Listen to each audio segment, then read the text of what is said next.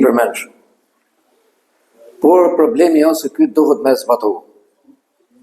Edhe krejt në fakt, qoftë fjalë Allahut Kur'an, qoftë fjalë të pejgamberit sallallahu alaihi wasallam, nuk mjafton thjesht me mësu përmendshëtarë, mbaroj puna.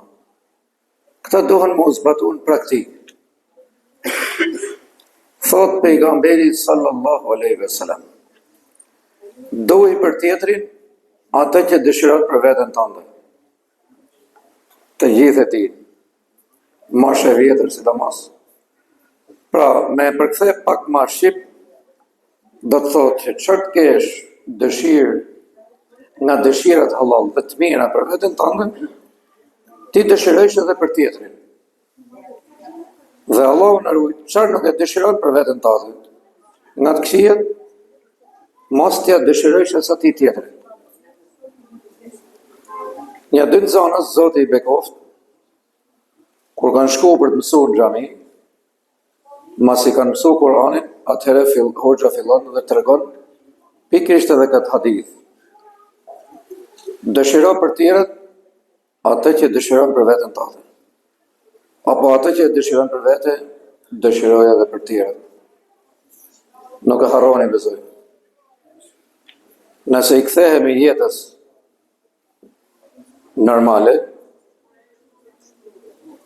nëse e blun mend për t'i marrë tjetrit i pjesë të pasurisë, a dëshiron që ta marrin pasurinë tënde? Si do të ndihesh? Si do të nervozohesh? Si do të merrohesh me të marrë pjesë nga pasuria jote? A do dëshirosh që të mashtrojë dikush? Besoj se do të merrohesh. Në mënyrë absolute nuk do ta pranojsh. A do të dëshirosh që dikush të mashtrojë atë në peshorët? Edhe kam vënë re, ata tregtarët janë shumë të kujdesshëm.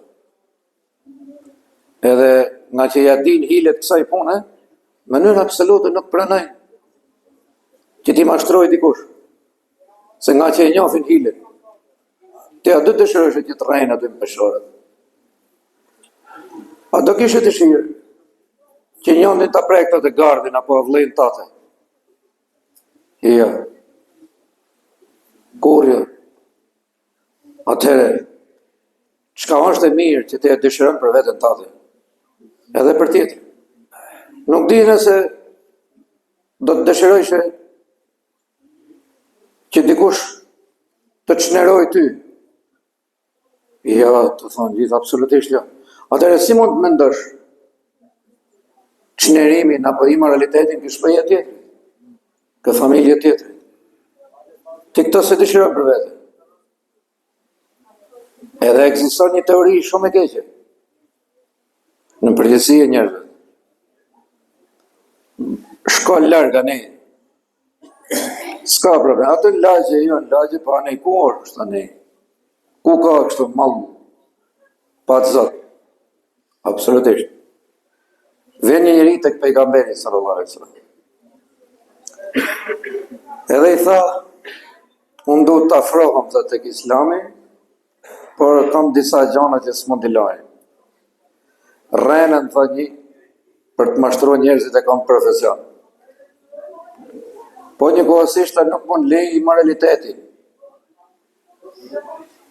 Pejgamberi sallallahu alaihi wasallam e pyet herën e parë, a do të dëshirosh që njerëzit të mashtrojnë ty? Jo, tha.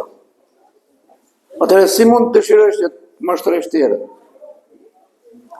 I thot pejgamberi sallallahu alaihi wasallam, a do të dëshirosh që dikush të rvejke nëna jote të bëjë moralitet?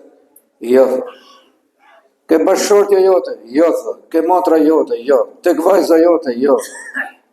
Ku është ky moralitet që ti dëshiron? Pejgamberi sallallahu alaihi wasallam mund të pranoj, tha, me gjithë këto veset këqije që i ke, po me i kusht që ti të heqësh rrenën, mos të rrenësh. Keni ndëgjuar që thonë njerëzit rrena nona e gjithë këqijeve, ashtu është. Ashtu është. Pra, e shtrëngoi pejgamberi sallallahu alaihi wasallam me këtë dëshirat të keqen, dhe nëse ti e ruajnë që këtë hadith, edhe mendon vetëm të mirën edhe për tjetrin, ato që dëshiron për veten tate, vallahi ti do të lartësohesh.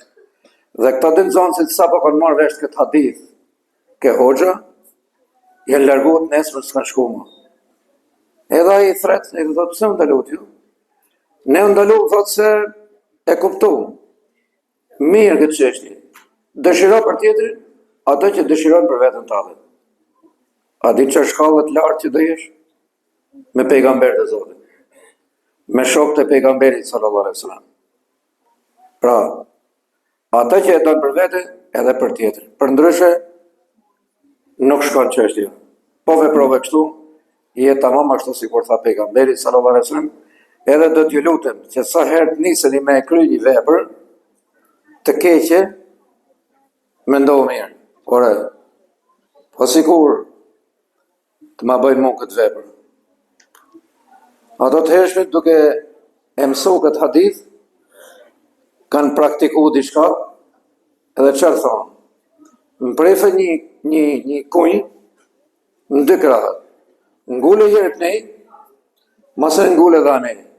Provoje se sa të them të i thonë, këta e ka rregullu populli, me gjuhën e vetë, me simbolikën e vetë, për shumë bukur. Ngule herë kënej, thate, edhe ngule dhe kënej. Po boje me dy krahët, thot prefën. Që të ngullet në dy krahët, dhe ngule herë nga vetë e jote, s'dëshiroj. Atëre, provoje dhe këtë tjetëri, thot, kur ta ndjesh dhemin tek vetë e jote. Masa harroni. Kanë thonë disa ndershëm zoti i Bekov, që muslimanëve ju nevojitën gjithsej 4-5 hadithe, me të izolu, me të ndalu nga veprat e këqija. Ja për shembull, ky është baza e gjithë haditheve, që të ndalon nga vjedhja, nga imoraliteti, nga rrena, nga mashtrimi. Pra, si ta them unë, bëhesh njeriu më i mirë në botë. Nëse dëshiron për tjerët, atë që dëshiron për veten tënde. Zoti na fal, na mëshiroj gjithë inshallah. Do falim namazin e Yasis.